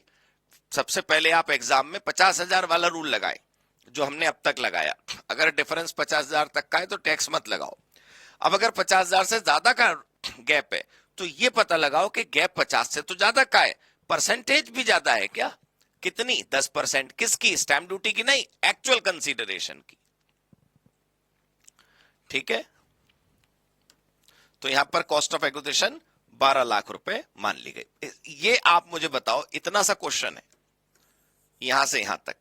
अब ये जो इतना सा क्वेश्चन है, एक सेकंड दोस्तों, ये जो इतना सा क्वेश्चन है ये मेन 7 नंबर के सवाल का हिस्सा नहीं बन सकता। ये दो तरीके से आपके पेपर में आ सकता है, या तो 3-4 सिनेरियो एक साथ आ जाए किसी एक क्वेश्चन का हिस्सा बनकर, या फिर वो एमसीक्यू में आपसे ट्रीटमेंट पूछ लेगा कि कॉस्ट ऑफ एक्विजिशन की वैल्यू बता दीजिए कितनी है। तो आपने दो चीजें गैप समझ गए। सबसे पहले क्या करना है, जितने में एक्चुअल में एसेट बिकी, इमूवेबल प्रॉपर्टी और स्टैम्प ड्यूटी वैल्यू का गैप हम हमेशा निकालते हैं। 50,000 से कम हो जाता है तो वो वैसे ही टैक्स फ्री हो जाता है। 50,000 से ऊपर है तो टैक्स लगाने का मन करेगा, लेकिन हम देखेंगे कि टैक्स कैसे लगाएं, क्या पता कोई रास्ता हो बचने का। तो दूसरा रास्ता आपको पता चल गया कि भले ही 50,000 क्रॉस हो रहा है लेकिन 10% क्रॉस नहीं हो रहा, तो भी आप मानोगे कि छोटा गैप है, टैक्स मत लगाओ। चलिए एक और पार्ट है इस क्वेश्चन का। 10 अक्टूबर 2025 को प्रिया ने जमीन खरीदी अपने फ्रेंड मोनिका से, जिसकी स्टैम्प ड्यूटी वैल्यू 4,45,000 है और उसने खरीदी 4 लाख में, तो वही 50,000 से कम का गैप है। कॉन्सिक्वेंसेस क्या होंगे, nothing shall be taxable because the difference does not exceed 50,000। 4 lakh रुपए will be the cost of acquisition. अच्छा, मोनिका जिसने वो जमीन बेची उसमें देखें आप 4,45,000 रुपए को कंसीडरेशन माना जाएगा, क्योंकि वही 10% ऑफ एक्चुअल कंसीडरेशन से ज्यादा है स्टैम्प ड्यूटी गैप। तो एक्चुअल कंसीडरेशन 4 लाख, 110% 4,40,000, लेकिन आपने 4,45,000 की स्टैम्प ड्यूटी वैल्यू है, तो 4 लाख रुपए पर टैक्स नहीं लगेगा। मतलब जो सेल वैल्यू है वो 4,45,000 के पर ही स्टैम्प ड्यूटी वैल्यू मानी जाएगी। मैं इसको रिवाइज करा देता हूं कैसे। सर एग्जामिनर अगर क्वेश्चन को थोड़ा सा टफ बनाना चाहेगा, टफ क्या थोड़ा लंबा करना चाहेगा, तो दोनों लोगों के ट्रीटमेंट पूछ लेगा वो आपसे। सर आप जिसने जमीन कम में बेची वो सेलर हुआ। अभी तक हमने हर क्वेश्चन में जिसने खरीदी उसका ही तो देखा कि 4,45,000 वाली जमीन हमने 4 लाख में खरीद ली। तो हम हमेशा आंसर क्या दे रहे हैं कि जो रिसीवर है उसको कहो कि कोई बात नहीं, कोई टैक्स तुझे नहीं देना, कोई तेरे लिए गिफ्ट नहीं है, 50,000 से कम का गैप है, तू खुश रहे, तू जा। तो ये तो फ्री हो गया। सर वो जो सेलर है जिसको पैसे मिले उसका तो कैपिटल गेन निकलेगा ना, तो कैपिटल गेन की सेल वैल्यू क्या लोगे। तो वो ये कह रहे हैं कि आप जरा ये सोचो कि सरकारी रेट ज्यादा है, आप कम में बेच रहे हो, सरकार को ये भरोसा नहीं होता, बिल्कुल भरोसा नहीं होता। सरकार कह रही है 10% का गैप हो तो हम मान लेंगे, कोई बात नहीं, लेकिन 10% से ज्यादा का गैप है तो हम तुम्हारा रेट नहीं मानेंगे, हम तो सरकारी रेट मानेंगे। तो यहां पर आपने वो जो टेबल में वैल्यू दे रखी है वो देखी, आपने 4 लाख रुपए में बेच दी कोई जमीन, आप सेलर हैं, जबकि वो उसकी मार्केट बस सरकारी वैल्यू 4,45,000 थी, तो आपने कम में क्यों बेच दी? तो सरकार सोचती है अच्छा कम में बेची तो चलो 10% का है तो कोई बात नहीं, मानते नहीं है, 4 आखी तुम्हारी हम सेल वैल्यू मान लेंगे, लेकिन यहाँ 10% से ज्यादा का गैप है तो हम 4,45,000 जो सरकारी रेट है उसे हम सेल प्राइस मानेंगे और उससे कैपिटल गेन निकालेंगे। सर ये वाली लाइन आप लोग अच्छे से समझो, मुझे खुशबू आ रही है इस बात की कि अगर पेपर में उसने क्वेश्चन पूछा तो वो बायर और सेलर दोनों का ट्रीटमेंट पूछेगा, किसी एक का नहीं। बताओ फटाफट, ये क्लियर हुआ कि नहीं? लाइव वाली बालक जो अभी देख रहे हैं प्लीज मुझे बताएं, समझ आ गया?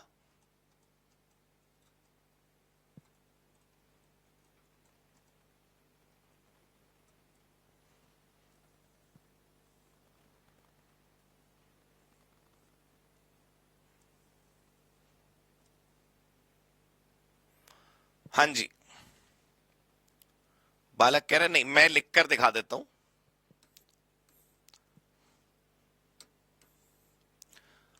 अभी तक के जितने क्वेश्चन थे ना, मैं बस ये कह रहा था कि सपोज कोई जमीन गिफ्ट में किसी ने किसी को दी, तो एक डोनर है और ये डोनी है। हम सिर्फ अभी तक क्या पढ़ते हुए आए हैं कि ये जो डोनी है इसको जमीन जो मिली वो फॉर एग्जाम्पल उसने एक्चुअल कंसीडरेशन पे करा 4 लाख रुपए, ये क्लेम करते हैं कि हमने 4 लाख रुपए में जमीन खरीदी। डोनर और डोनी शब्द की जगह आप सेलर और बायर शब्द भी लिख सकते हैं, ठीक है। किसी ने किसी को जमीन दी और जो उसकी स्टैंप ड्यूटी वैल्यू है वो 4,45,000 है। यहां तक आपको समझ आया? अब मैं बोल रहा हूं कि जो इसका गैप है वो 45,000 का है, विच इज लेस देन 50,000, तो नो टैक्स। किसको टैक्स नहीं देना? रिसीवर को। हम रिसीवर से टैक्स नहीं ले रहे। अच्छा अगर लेते तो कब लेते? जब 50,000 क्रॉस होता। तो हम रिसीवर से टैक्स क्यों लेते? ये तो बेचारा जमीन के पैसे पे करके खरीद के लाया है। जमीन के बेचने पे हमने सुना है टैक्स होता है, जमीन के खरीदने पे टैक्स क्यों है? अरे इसलिए टैक्स है क्योंकि आपको मोटी जमीन कम भाव में मिल रही है, तो आपकी सेविंग्स हो गई ना एक प्रकार से, आपको गिफ्ट मिल गया। इन रुपी सेव्ड इज रुपी अर्नड। हम ये मानेंगे कि आपको गिफ्ट में ये एसेट प्राप्त होती, यहां पर आपको टैक्स फ्री गिफ्ट प्राप्त हो गया क्योंकि डिफरेंस जो है वो 50,000 रुपए से कम है। ये तो आप लोग अच्छे से रट चुके हो, मुझे पता है। मैं बस ये कह रहा था कि ये जो सेलर है, तो आपको याद नहीं सेलर कैपिटल गेन आपने पढ़ा होगा, आप sale minus cost of acquisition फिर कॉस्ट ऑफ इंप्रूवमेंट माइनस करते हो तो कैपिटल गेन आता है। तो जो ये वाला सेल प्राइस है ये कौन सा लिखोगे? स्टैम्प ड्यूटी वैल्यू या एक्चुअल वाला लिखोगे? तो मैं बोल रहा हूं कि विच एवर इज हायर लिया जाता है, विच एवर इज हायर, ये रूल है। बस मैं बोलना चाहता हूं कि अगर जो दोनों का गैप है 10% से ज्यादा नहीं है, एक्चुअल के 10% का, तो आप एक्चुअल ले लो, कोई बात नहीं, विच एवर इज हायर लेने की जरूरत नहीं है। ये रूल है, ठीक है जी? Yes please. अब बताओ, अब समझ आया? मैं बस ये बोल रहा था कि हमेशा डोनी का ट्रीटमेंट वो लोग पूछ रहे थे, बायर का वो इधर वाला भी पूछ सकते हैं। आप प्रैक्टिकल रियल लाइफ में सोच लो ना, कोई मार्केट रेट किसी जमीन का 1 करोड़ है, हमने 90 लाख में खरीद ली, तो स्टैम्प ड्यूटी वैल्यू 1 करोड़ पे देनी पड़ती है, 90 लाख पे थोड़ी। ठीक है, इट्स वेरी सिंपल।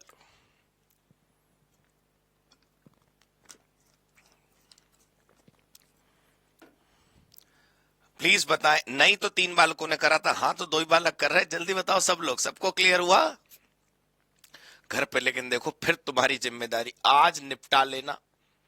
मैं कल डायरेक्ट टैक्स का कोई सेशन नहीं रखूंगा, कल रात तक तुम इनकम टैक्स को पी जाना घोट के। अरे खाली सवालों को ही तो पीना है, तुम देखो रूल्स पर कम ध्यान दो। हर क्वेश्चन के नीचे उसका रूल लिखा हुआ होता है दोस्तों, मानो बात को। मैंने तुम लोगों को क्या क्या चैप्टर है वो, क्लबिंग और सेट ऑफ का भी ऐसा पीडीएफ बना के भेजा है।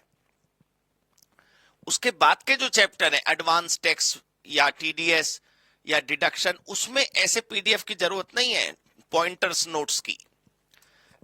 वो तुम सिर्फ सीधे पढ़ के भी समझ सकते हो। डिडक्शन एलआईसी की मिलती है, न्यू में नहीं मिलती, ओल्ड में मिलती है। उसमें ज्यादा नॉलेज की जरूरत नहीं है, ठीक है। हम आराम से, आप पहले ये वाली क्लास देखने के बाद आईएफओएस खत्म करो, कैपिटल गेन आपने खत्म कर लिया होगा, ठीक है।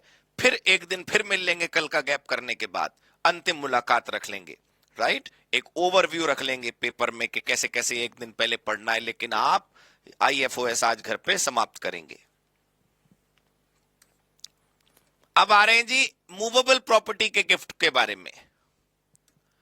मूवेबल प्रॉपर्टी के गिफ्ट के बारे में क्वेश्चन है।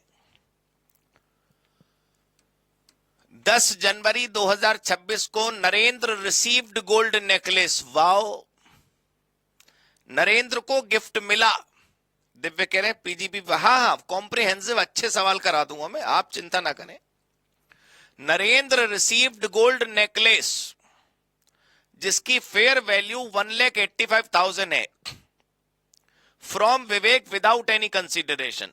1,85,000 रुपया वाला नेकलेस फ्री में प्राप्त हो गया।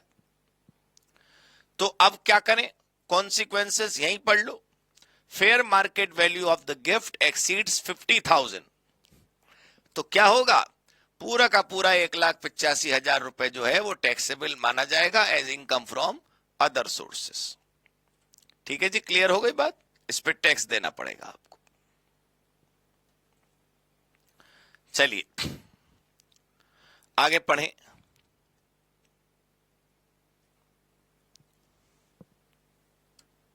ठीक है जी, अब देखो इस क्वेश्चन का उल्टा हिस्सा देखो। जो विवेक है जिसने गिफ्ट दिया है, तो उसको क्या, उसको कुछ नहीं, nothing shall be taxable in his hands. Examiner तुम्हारे साथ गेम खेलेगा, वो तुमसे पूछेगा जिसने हार लिया उसको तो गिफ्ट बन गया, receiver of the gift will pay tax. What about the transferor of the gift. अरे भाई ट्रांसफरर के तो पैसे लग गए, उसके बेचारे तो हार चला गया उसके हाथ से, उससे इनकम टैक्स क्यों ले रहे हो, उसे बदले में कंसिडरेशन थोड़ी प्राप्त हुआ है, ठीक है ना। चलिए 10 अक्टूबर 2025 को मोहन को शेयर्स प्राप्त हुए अपने दोस्त उत्तम से जिसकी फेयर वैल्यू 36,000 थी and not acquired through ESOP. ये ईसॉप से नहीं प्राप्त हुए थे हमारे दोस्त को, हमारे दोस्त ने कम पैसों में नहीं खरीदे थे एम्प्लॉय होने के नाते, हमारे दोस्त ने मार्केट से खरीदे होंगे, वो खरीद के फिर हमें गिफ्ट करे। फर्दर एज ऑन 1 नवंबर ही also received gold chain. My god, एक जंजीर प्राप्त हुई हमें। जंजीर समझते हैं आप, gold chain. 30,000 without any consideration from another friend. भाई की चांदी चल रही है, एक ने 36,000 के शेयर दे दिए, एक ने 30,000 की चेन दे दी।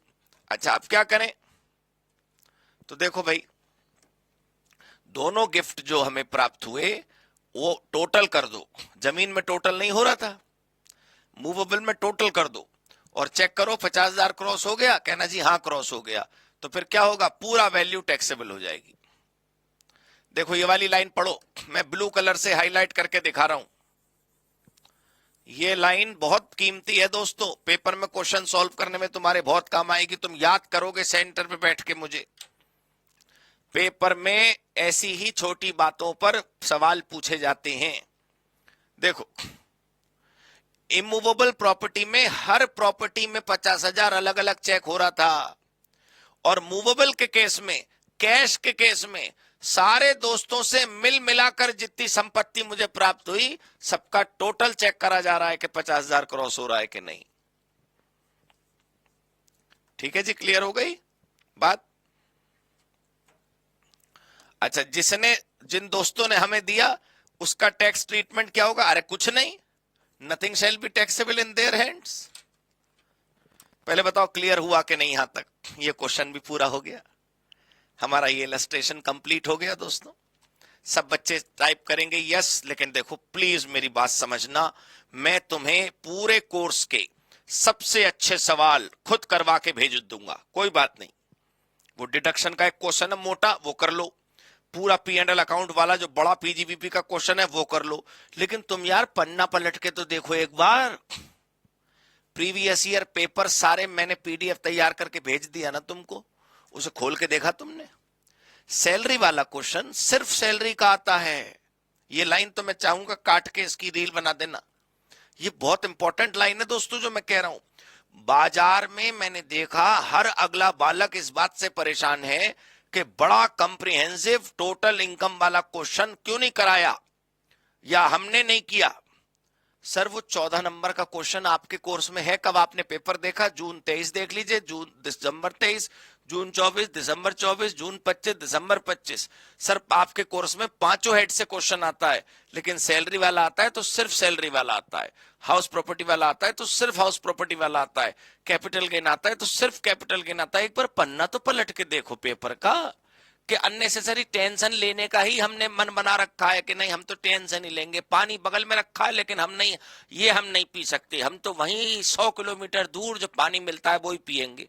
बताओ, है ना, कैसी बातें करते हैं आप? तो थोड़ा सोच के पेपर देने जाना है ना। वो जो बड़े सवाल होते हैं ना, बड़े 2 पन्ने वाले, वो 14 नंबर के दूसरे कोर्सों में आते हैं, मैं नाम नहीं ले रहा, जो आपके मित्र कोर्सेज हैं उनमें आते हैं बड़े फुल फ्लेज्ड क्वेश्चन। आप अपना पेपर देखो ना, सैलरी का क्वेश्चन आएगा तो उसमें सिर्फ सैलरी पूछी गई है, हाउस प्रॉपर्टी में सिर्फ हाउस प्रॉपर्टी पूछी गई, पन्ना पलट के देखें आप। तो मैं कहना क्या चाह रहा हूं एक्चुअली में, कि मैं चुनिंदा प्रश्न एक दिन पहले जो तुम कर रिवाइज करके जाओ वो मैं करा दूंगा, छोड़ो, बाकी तो कर लो। इस वीडियो के समाप्त होने के बाद 24 घंटे तक तुम्हें लगे रहना है इनकम टैक्स में, ठीक है?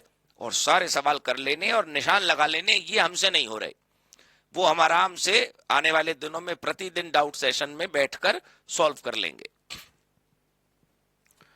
चलो ये सवाल हो गया।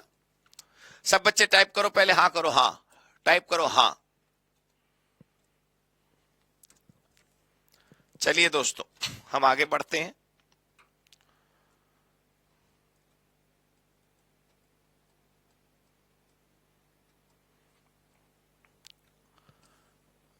अब देखो लगभग कहानियां वही हैं, बस इमूवेबल प्रॉपर्टी की जगह मूवेबल प्रॉपर्टी आ गई। अब देखना क्या होगा। Yes, great, thank you.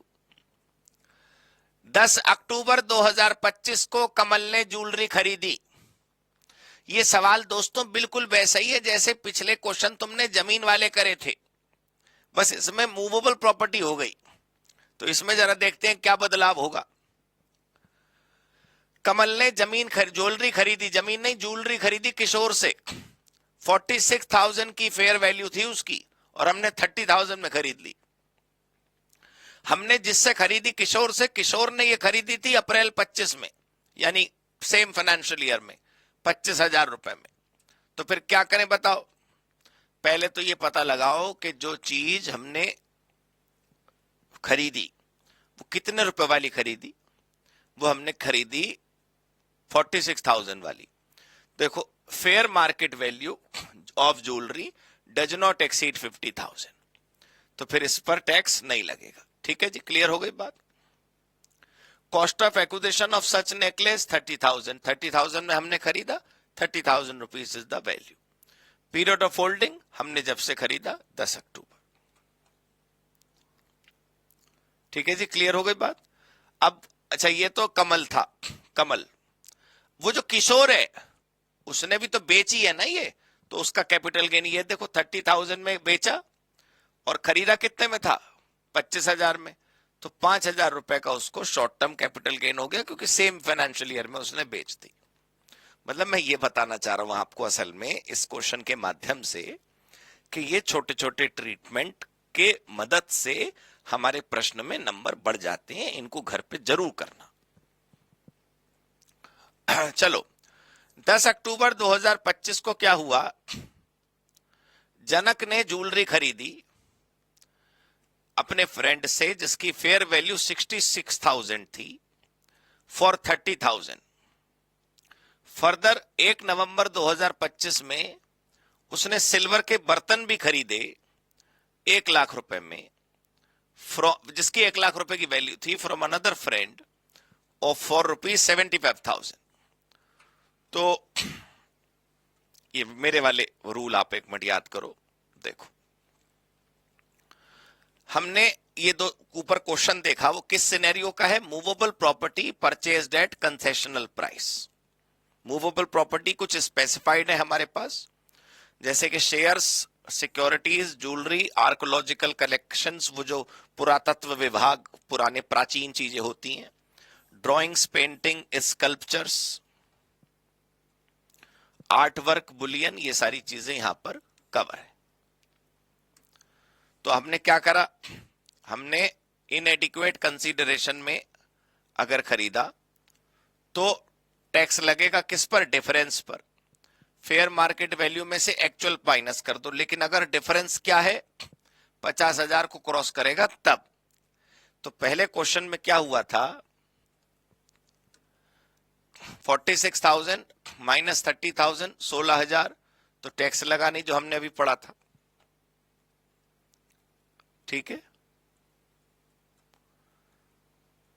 जो जनक वाला क्वेश्चन था, ये देखो 66,000 वाली वो थी, क्या कहते हैं, ज्वेलरी, 30,000 रुपीज में हमने ले ली, तो डिफरेंस है 36,000। और सिल्वर के बर्तन 1 लाख रुपए वाले 75 में ले लिए, तो डिफरेंस है 25। अब जरा टोटल डिफरेंस चेक करो, 50 क्रॉस हुआ कि नहीं। इमूवेबल प्रॉपर्टी में अलग अलग चेक हो रहा था। ये है फर्क। इन दोनों का जो टोटल है वो 61,000 रुपीज हो गया। अब क्योंकि ये डिफरेंस 50,000 को क्रॉस कर गया तो टैक्सेबल हो गया। ये है खेल। देखो, जो एग्रीगेट डिफरेंस है 61,000, तो वो पूरा का पूरा 61,000 इनकम फ्रॉम अदर सोर्सेज हो गई और उसको टैक्सेबल हमने मान लिया।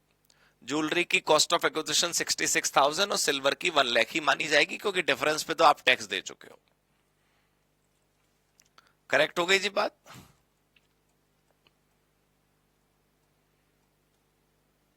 ये रिलेटिव का मतलब मैंने यहां पर नोट्स में दे दिया है, वो आप सब लोग आराम से पढ़ लेना। ठीक है, अब जरा वो वाला क्वेश्चन देखते हैं जो एक पार्ट ऊपर रह गया था ना।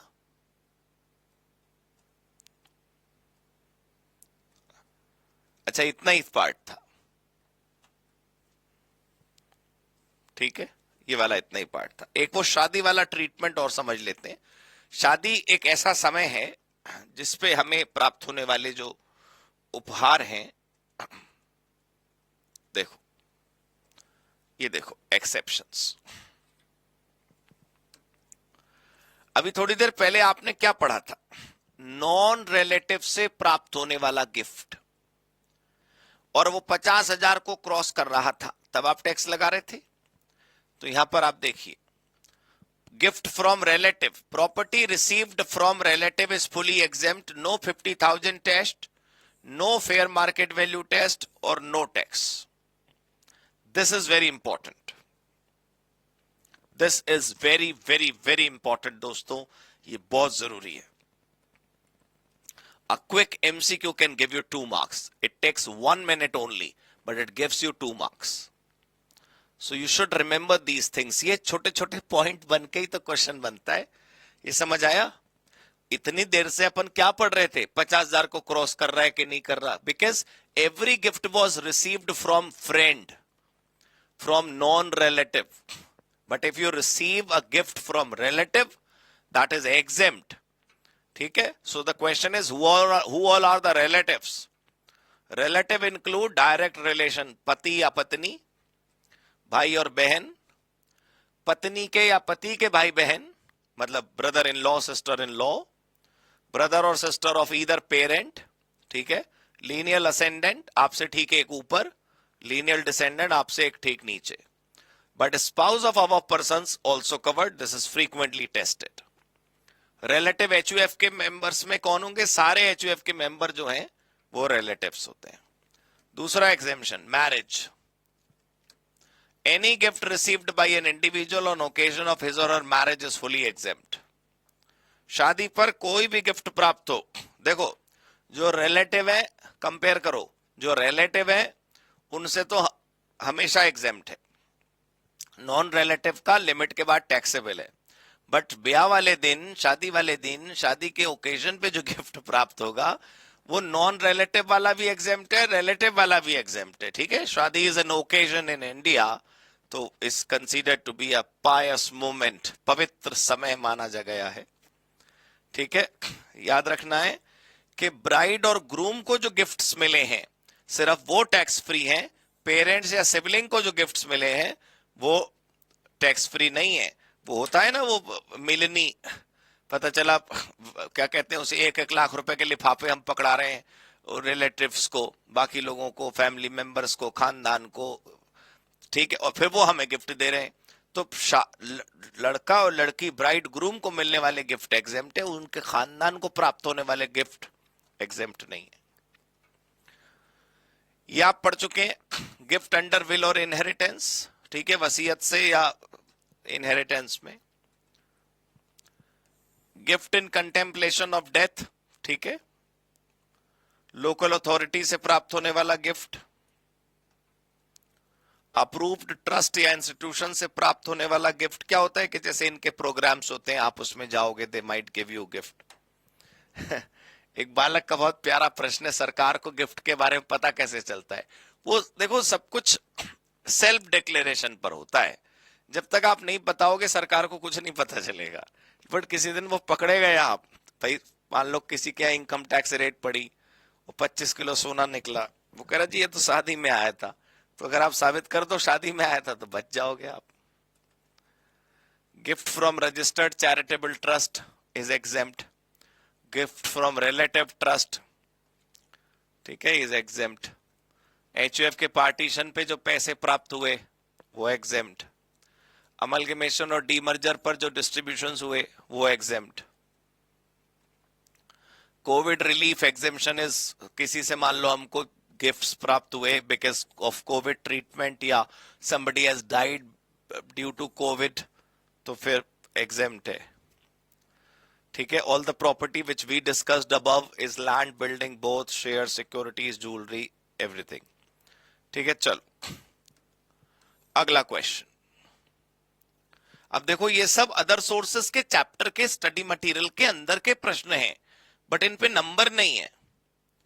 ठीक है, एक और बालक पूछ रहा कैश के बारे में कैसे पता चलेगा? वो भी नहीं पता चलता, वो तो पता है रेड होती है तब पता चलता है, ऐसे ऐसे किसी को कुछ नहीं पता चलता। ये रूल इसलिए बनाए जाते हैं ताकि जब आप पकड़े जाओ तो इन नियमों के आधार पर आपसे टैक्स वसूला जा सके। जब तक नहीं पकड़े जाते तब तक कुछ थोड़ी होता है। चलो आगे बढ़ते हैं, ठीक है ना।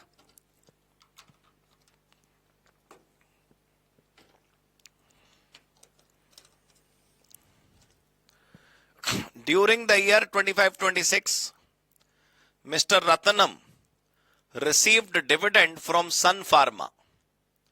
Sun Pharma is a company जहां से हमको dividend प्राप्त हुआ.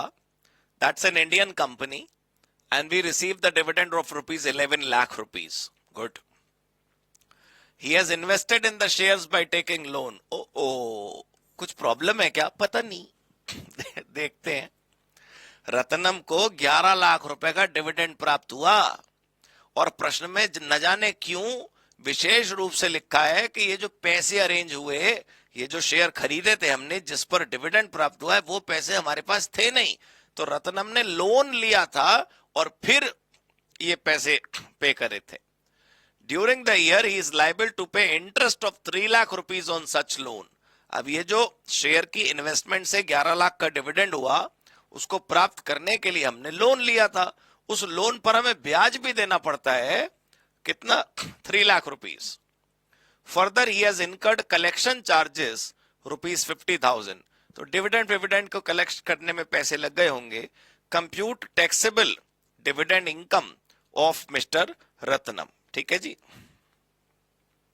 तो अब ये क्या होगा, इसमें जरा रूल पढ़ते हैं। Dividend is taxable in the hands of share holders. किसी जमाने में ये एग्जेम्प्ट होता था। After abolition of dividend distribution tax, dividend is taxable in the hands of recipient shareholders. You receive dividend from an Indian company, or you receive dividend from a foreign company, or you receive dividend from mutual fund units, it's all taxable.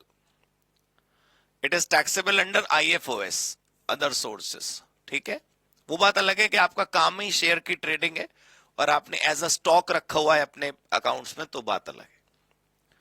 Gross dividend is taxable, यानी 11 लाख रुपए जो income है वो इस पहले consider करा जाता है. थोड़ी सी डिडक्शन मिलती है, मैं भी आपको बताता हूं.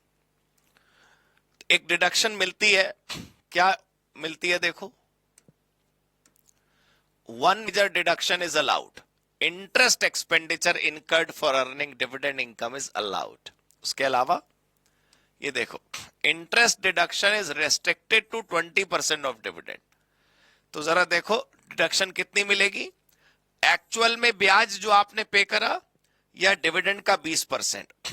अब यहां पर देखो, एक्चुअल ब्याज कितना है, 3 लाख रुपए, और 20% ऑफ डिविडेंड कितना है, 2,20,000 रुपए. तो पूरे 3 लाख नहीं माइनस होंगे, 2,20,000 रुपए डिविडेंड इनकम में माइनस हो जाएंगे, डिडक्शन मिल जाएगी और बचे हुए पे टैक्स लग जाएगा. 80,000 रुपए डिसला हो गया. No carry forward, no future deduction. अच्छा, वो क्वेश्चन में लिखा था कि पैसे खर्च हुए डिविडेंड कलेक्ट करने में. Collection charges not deductible, not allowed. तो ये देखो examples of disallowed expense. Collection charges, bank charges, portfolio manage कराते हो आप किसी एडवाइजर से, एडमिनिस्ट्रेशन, इन्वेस्टमेंट मैनेज करने वाले की salary. Only interest is allowed. ठीक है, ओनली इंटरेस्ट इज अलाउड.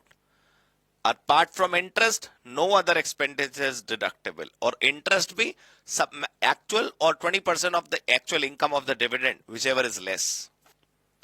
ठीक है, तो आपको डिविडेंड कितने रुपए का प्राप्त हुआ था, 11 लाख रुपए का डिविडेंड प्राप्त हुआ था. 2,20,000 डिडक्शन हो गया, 8,80,000 रुपए आप टैक्स देंगे. तो फॉर्मूला बनाइए, dividend received minus lower of actual interest और 20% of dividend. Such a simple thing.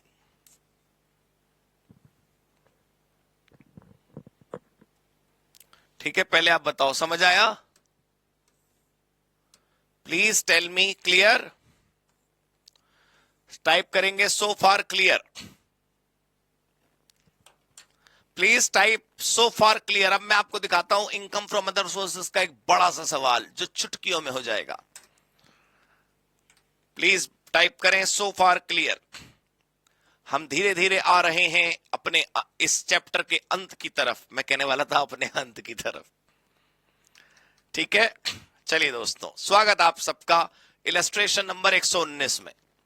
याद है आज की क्लास की शुरुआत में हमने 118 किया था और बीच में कई सारे सवाल करे, लेकिन उस पर नंबर नहीं था. वाओ, ऐसा लग रहा है जैसे 2 ही क्वेश्चन करे अभी तक. चलिए देखिए 119 है ये. ठीक है,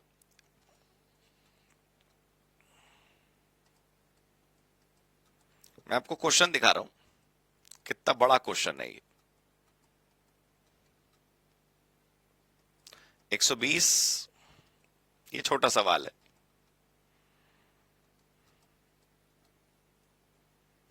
ठीक है, बस.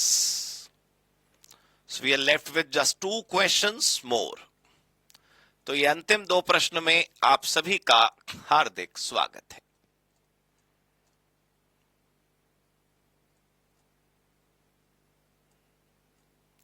Let me show you the question. This type of question you must have seen in examination. जिसको देखकर आपको लगा होगा ये तो भारी सवाल है, हमारे तो बस के बाहर की बात है. एक बार पढ़ लेते हैं, मजा आएगा आपको. Compute taxable income under the head income from other sources of Mrs. X from the following data. Madam को प्राइवेट ट्यूशन फी प्राप्त हुई है 10,000 रुपए. याद रखना है, इनकम बहुत सारी दी हुई है, लेकिन खाली अदर सोर्सेज निकाल के बताना है. तो हो सकता है कि कोई इनकम हो जो पीजीबीपी की हो, कोई इनकम हो जो कैपिटल गेन की हो, उसको नहीं चुनना, उसको इग्नोर कर देना है. सिर्फ अदर सोर्सेज की इनकम निकाल कर रखनी है. ठीक है, जरा ध्यान से देखें आप. प्राइवेट ट्यूशन फी मैडम को प्राप्त हुई 10,000 रुपए, लॉटरी से मैडम ने पैसे जीते 2,000 रुपए, केबीसी में अवार्ड जीता, वाओ बल्ले बल्ले 3,20,000 रुपए ग्रॉस, मतलब टीडीएस नहीं कटा होगा इस पे। पेंशन मिली अपने डिसीज्ड हस्बैंड की, ठीक है, इनके हस्बैंड की डेथ हो चुकी है, पेंशन प्राप्त हुई, वो आपको याद है ना कैसे माइनस करनी है डिडक्शन। बैंक डिपॉजिट का इंटरेस्ट 25,000 रुपए, डायरेक्टर है ये होंगी कहीं पर, उसकी फीस प्राप्त हुई। जमीन इन्होंने किराए पे दी है, ये कॉपी चेक करती हैं किसी स्कूल की, 10,000 रुपए मैंने मिले। सीए एग्जाम की कॉपी चेक करती हैं ये, सीए एग्जाम की, लेकिन ये क्वेश्चन सीएमए इंटर के स्टडी मैट का है, तो आप समझ रहे हैं कहां से उठकर आती हैं चीजें कई बार। Remuneration for checking the examination copy of CA 10,000। Income tax refund मिला इनको 5,000 रुपए, इनकम टैक्स रिफंड पर ब्याज भी मिला इनको 100 रुपया। कंपोजिट रेंट मिला इनको 10,000 रुपए, उस रेंट के कमाने के लिए उन्होंने 5,000 खर्च भी करा। Rent on subletting of house property, subletting of house property मतलब इन्होंने किराए पे लिया फिर आगे किसी को किराए पे दे दिया, इन्हें 20,000 मिले, फिर ये पीछे 12,000 पे करेंगी। इनकम टैक्स इन्होंने पे करा 2,000 रुपए, पर्सनल खर्चे इनके जिंदगी के 18,000 रुपए, एलआईसी को इन्होंने प्रीमियम पे करा 2,000 रुपए। अब जरा आंसर देखें आप, प्राइवेट ट्यूशन फी 10,000 रख दी, लॉटरी में पैसे जीते 2,000, केबीसी वाले पैसे, पेंशन में डिडक्शन माइनस कर देनी होती है, 1/3 ऑफ अमाउंट रिसीव्ड 25,000, ठीक है, विच एवर इज लेस, वो माइनस कर दी, तो फिर नेट वैल्यू यहां पर हमने लिख दी। चौथा, बैंक डिपॉजिट का इंटरेस्ट, डायरेक्टर की फीस, जमीन का किराया, remuneration for checking the examination copy of employer school, जिस स्कूल की कॉपी ये चेक कर रही है ना वो स्कूल इनके बॉस का है, तो वो पैसे सैलरी में चले गए क्योंकि इनको मजबूरी में चेक करने पैसे मिल रहे हैं, कॉपी चेक करनी पड़ रही है क्योंकि बॉस ने बोला है, तो देखो यहां पर नहीं डाला गया इसको। फिर देखो आगे, फिर इनकम टैक्स रिफंड, ये इनकम नहीं है, नॉट एन इनकम। बच्चे पूछते हैं ना कि नोट वहां पर देना है, नोट यहीं पर देना है हाथों हाथ। Interest on income tax refund, ये इनकम है, देखो इनकम टैक्स रिफंड आपका कटा हुआ टैक्स था जो वापस आया, वो आय थोड़ी है, लेकिन उस रिफंड पर जो ब्याज जुड़ गया वो तो इनकम है, एक्रेशन। कंपोजिट रेंट आपने 10,000 प्राप्त करा, लेकिन उसको प्राप्त करने में 5,000 आपके खर्चे हो गए, तो ठीक है, ये खर्चे माइनस करके बचा हुआ टैक्सेबल हो गया। रेंट में से पिछला रेंट मतलब पीछे, मतलब जो ओरिजिनल ओनर को आप पे करोगे 12,000, वो माइनस हो गए। इनकम फ्रॉम अदर सोर्स क्या हो गई, 4,26,767। Payment of income tax and personal expense is not deductible in any case. Question खत्म। ये है 7 नंबर का सवाल जिसको देखकर लोग घबरा जाते हैं। इसमें क्या मुश्किल है, इसमें क्या मुश्किल क्या है, मुझे सोच के बताओ। अब एग्जामिनर इन्हीं में से कोई 5 ट्रांजैक्शन 7 ट्रांजैक्शन उठा के आपसे पूछ लेगा, सर एक एक आइटम का अलग अलग मार्क मिलता है, प्लीज बिलीव मी, ठीक है ना, आप चिंता ना करें। सब टाइप करेंगे 119 डन, टाइप करें।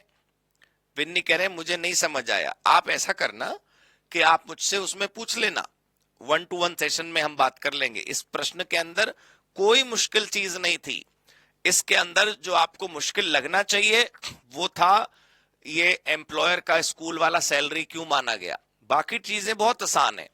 आप क्वेश्चन का मैं आपको समरी समझाता हूं। इस क्वेश्चन में 3-4 आइटम ऐसे दे रखे थे जो अननेसेसरी थे, जो ना तो इनकम थे ना एक्सपेंस थे, जैसे आपका इनकम टैक्स का रिफंड, तो वो इग्नोर कर दिया गया। आपने अपने लाइफ में कौन से खर्चे आप जिंदगी में करते हैं उसका इनकम टैक्स से क्या लेना देना, वो इग्नोर कर दिया हमने। तो जो चीजें इग्नोर कर दी वो हमें यहां पर छोड़ दी। अच्छा, आप पूछ रहे हो कौन से ट्रांजैक्शन इसमें आते हैं आईएफओएस में, जो ट्रांजैक्शन 4 हेड में नहीं आ पाते, बचे हुए सारे यहां आते हैं। जमीन बिकेगी तो कहां जाएगी? कैपिटल गेन में। एम्प्लॉयर ने पेमेंट करी तो कहां जाएगी? सैलरी में। बिजनेस में प्रॉफिट हुआ तो पीजीबीपी में, राइट। मकान का किराया आया या मकान से नोशनल इनकम आई तो वो हाउस प्रॉपर्टी में।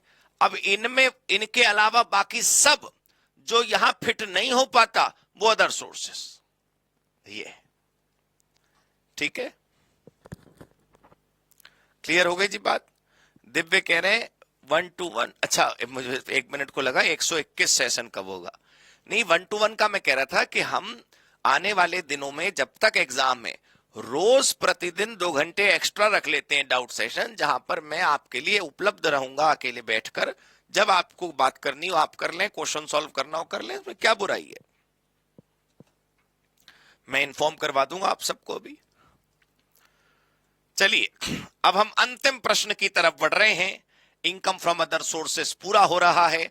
आप लोग बिल्कुल अपने अंदर खुशियों भरा माहौल लाइए, कॉन्फिडेंस लाइए। मैं फिर आपको बता रहा हूं, मैंने पीडीएफ आप सबको शेयर कर दिया है। पास्ट ईयर पेपर का, मॉडल क्वेश्चन पेपर का, सारे सॉल्व्ड हैं। तो एक बार आपको पता है कौन सा क्वेश्चन वहां से आता है, अदर सोर्सेस से, कौन सा कैपिटल गेन से, क्लियरली लिखा है क्वेश्चन में। वो आप प्रैक्टिस कर लेना घर पे, ठीक है। चलिए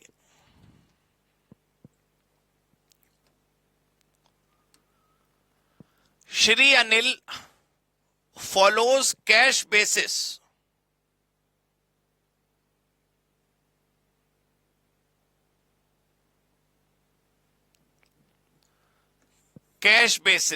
of accounting has furnished. Shri Anil follows cash basis of accounting and has furnished the receipt and payment account of previous year 25-26 for computing his income. इनको इंटरेस्ट प्राप्त हुआ ऑन लिस्टेड डिबेंचर्स 18,000 रुपए। इन्होंने बिल्डिंग को lease पर दे रखा है, machinery को लीज पर दे रखा है। 15,000 महीने के हिसाब से 1,50,000 इनको प्राप्त हुआ। शायद 10 महीने के लिए ही किराए पर दिया होगा। कलेक्शन रेंट का करने में चार्जेस लग गए होंगे, 1,000 रुपए पेमेंट है। रिपेयर कराने में 5,000 रुपए लग गए होंगे। कैपिटल रिपेयर कराई होगी 16,000। कैपिटल रिपेयर मतलब जो एसेट की वैल्यू में ऐड होती है। Interest paid outside India without deducting tax on loan taken for construction of building. ये तो गलत करा आपने। जब आप इंटरेस्ट आउटसाइड इंडिया पे करते हैं तो टीडीएस काटना चाहिए था। 8,000 रुपए का खैर आपका खर्चा हुआ। फादर से गिफ्ट प्राप्त हुए 6,000 रुपए। Ground rent received related to financial year 24-25 600 रुपए। The following additional information are also provided. Allowable depreciation on building and machinery 4,000 रुपए, ये वाली जो किराए पे दे रखी है। और फायर इंश्योरेंस पे नहीं किया है हमने, मतलब इंश्योरेंस करा रखा है लेकिन हमने इंश्योरेंस का प्रीमियम जो है पे नहीं कर रखा। तो देखो, computation of income from other sources of Anil for AY 26-27। तो interest on listed debentures of A limited,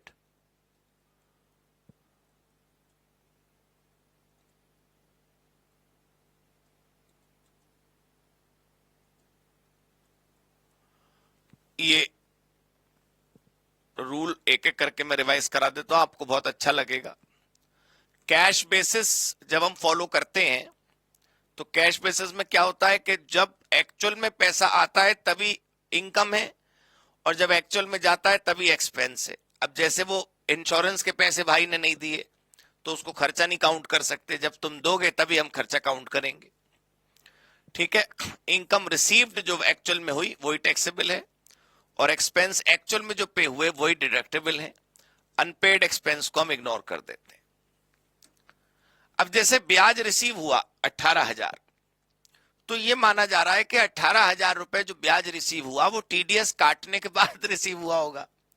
तो टीडीएस 10% अज्यूम्ड है, क्वेश्चन में अज्यूम 10% कर रखा है। तो 18,000 90% के बराबर है, तो आपको एक्चुअल में इनकम प्राप्त हुई 20,000 रुपए, तो वहां 20,000 रुपए रख दिए गए।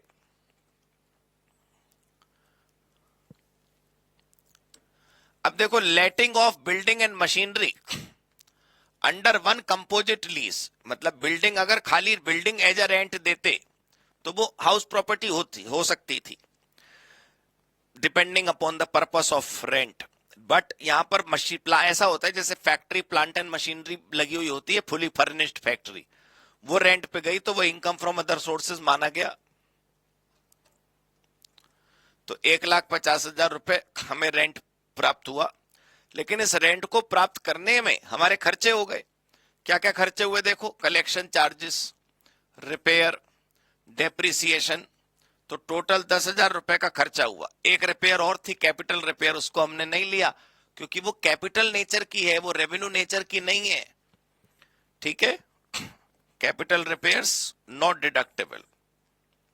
इंश्योरेंस पे नहीं हुआ था इसलिए माइनस नहीं हुआ। इंटरेस्ट आपने जो बाहर पे किया था बिना टीडीएस काटे, इसलिए वो माइनस नहीं हो सकता। फादर रिलेटिव होते हैं, वहां से जो गिफ्ट प्राप्त हुआ वो एग्जेम्प्ट है, ठीक है। ग्राउंड रेंट अब रिसीव हुआ पिछले साल का, तो कब कब का है उससे क्या मतलब है, रिसीव तो इस साल हुआ ना, कैश बेसिस पर हम कर रहे हैं ना, तो टैक्सेबल होगा। तो अब जरा देख लो आप,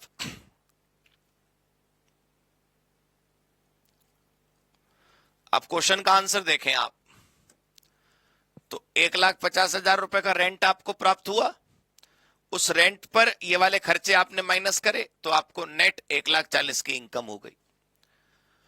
फादर से गिफ्ट मिला, लेकिन क्योंकि वो रिलेटिव से मिला तो इसलिए नील वैल्यू ली उसकी।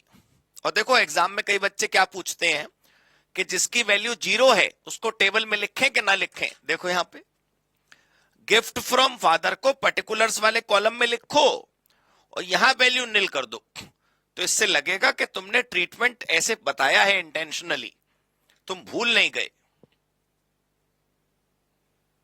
ठीक है ना। ग्राउंड रेंट रिसीव्ड, तो 600 रुपए, ये आपकी इनकम फ्रॉम अदर सोर्सेस हो गया। तो दोस्तों बहुत बहुत बधाई आप सबको, we have completed income from other sources, right. Now the responsibility is on your shoulders.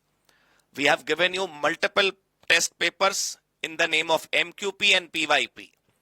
6 attempt में, हर अटेम्प्ट में IFOS का क्वेश्चन है, वो 6 सवाल घर पे करिए। जून 2023 से लेकर जून 2023 से लेकर दिसंबर 2025 तक 10-12 मॉडल क्वेश्चन पेपर बनते हैं, उन सब में अदर सोर्सेस का क्वेश्चन है, वो घर पे करिए, हर सवाल हो जाएगा आपसे। Good luck, right. Thank you so much, god bless you, good bye, जय CMA, जय COC।